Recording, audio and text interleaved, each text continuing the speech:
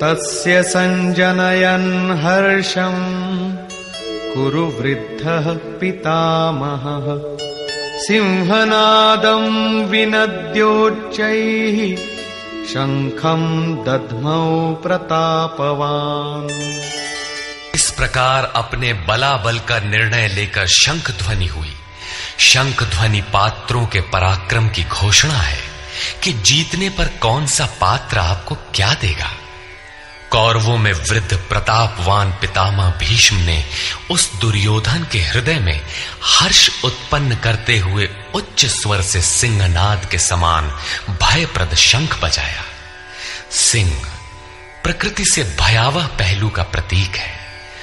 घोर जंगल के नीरव एकांत में शेर की दहाड़ कान में पड़ जाए तो रोंगटे खड़े हो जाएंगे, हृदय कांपने लगेगा। यद्यपि शेर आपसे मीलों दूर है। भय प्रकृति में होता है, परमात्मा में नहीं। वो तो अभय सत्ता है। भ्रम रूपी भीष्म यदि विजयी होता है तो प्रकृति के जिस भयारण्य में आप हैं उससे भी अधिक भय के आवरण में बांध देगा। भय की एक परत और बढ़ जाएगी, भय का आवरण घना हो उठेगा। ये भ्रम इसके अतिरिक्त और कुछ नहीं दे सकेगा। अतः प्रकृति से निवृत्ति ही गंतव्य का मार्ग है। संसार में प्रवृत्ति तो भवाटवी है, घोर अंधकार की छाया है।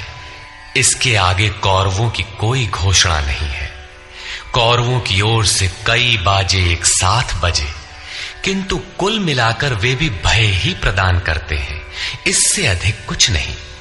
प्रत्येक विकार कुछ न कुछ भय तो देता ही है।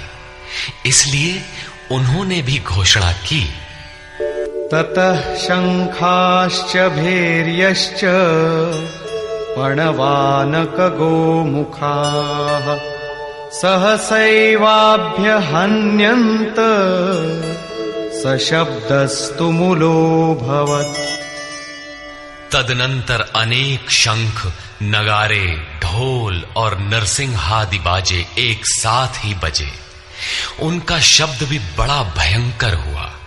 भय का संचार करने के अतिरिक्त कौरवों की कोई घोषणा नहीं है। बहिर्मुखी विजातीय प्रवृत्ति सफल होने पर मोहमय बंधन और घना कर देती है। अब पुण्यमयी प्रवृत्तियों की ओर से घोषणाएं हुई, जिनमें पहली घोषणा योगेश्वर श्री कृष्ण की है।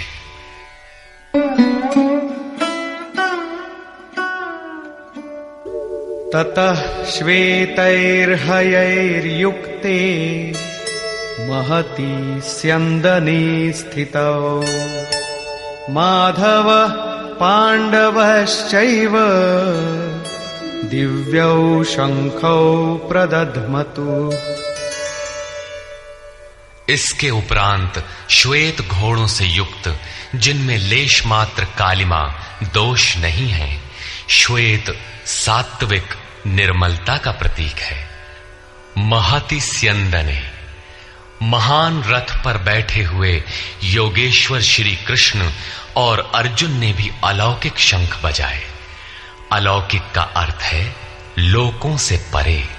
मृत्युलोक, देवलोक, ब्रह्मलोक, जहां तक जन्म मरण का भय है, उन समस्त लोकों से परे पारलौकिक, पारमार्थिक स्थिति प्रदान करने की घोषणा योगेश्वर श्री कृष्ण की है।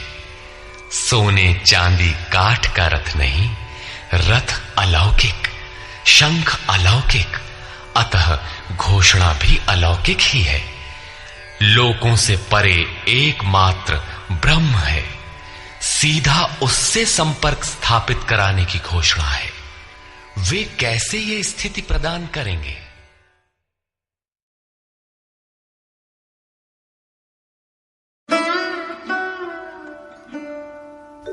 पांचजन्यं ऋषिकेशो देवदत्तं धनंजयः पौंड्रं दध्मौ महाशंखं भीमकर्मावृकोदरः।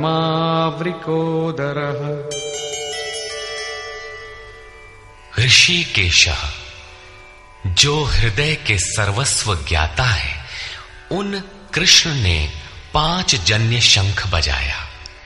5 ज्ञानेंद्रियों को 5 तन्मात्राओं शब्द, स्पर्श, रूप, रस, गंध के रसों से समेटकर अपने जन भक्त की श्रेणी में ढालने की घोषणा की।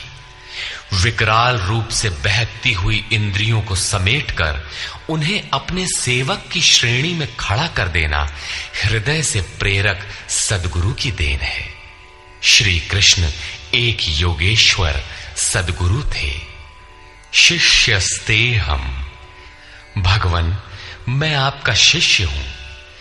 बाह्य विषय वस्तुओं को छोड़कर ध्यान में इष्ट के अतिरिक्त दूसरा न देखें, दूसरा न सुने, न दूसरे का स्पर्श करें। ये सद्गुरु के अनुभव संचार पर निर्भर करता है। देवदत्तम धनंजय, दैवी संपत्ति को अधीन करने वाला अनुराग ही अर्जुन है। इष्ट के अनुरूप लगाव जिसमें विरह, वैराग्य, अश्रुपात हो। गदगद गिरा नयन बह नीरा, रोमांच हो।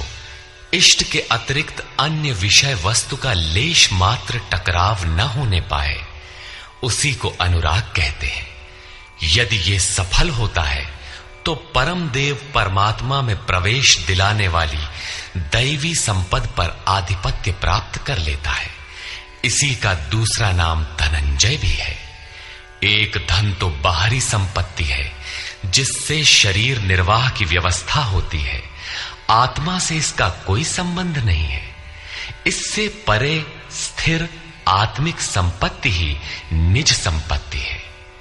बृहदारण्य कोपनिषद में याज्ञवल्क्य ने मैत्रेयी को यही समझाया कि धन से संपन्न पृथ्वी के स्वामित्व से भी अमृतत्व की प्राप्ति नहीं हो सकती।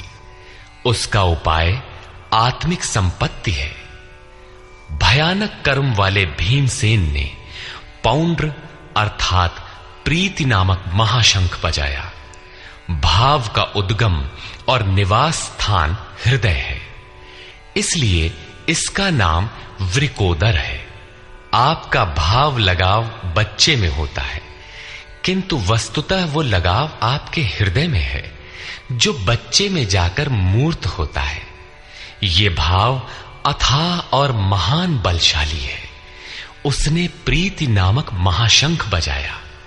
भाव में ही वो प्रीति निहित है, इसीलिए भीम ने पौंड्र प्रीति नामक महाशंख बजाया। भाव महान बलवान है, किंतु प्रीति संचार के माध्यम से। हरि व्यापक सर्वत्र समाना, प्रेम ते प्रकट हो ही मैं जाना। अनंत विजयम् राजा कुंती पुत्रो युधिष्ठिरः, नकुलः सहदेवश्च सुघोषमणिपुष्पकौ।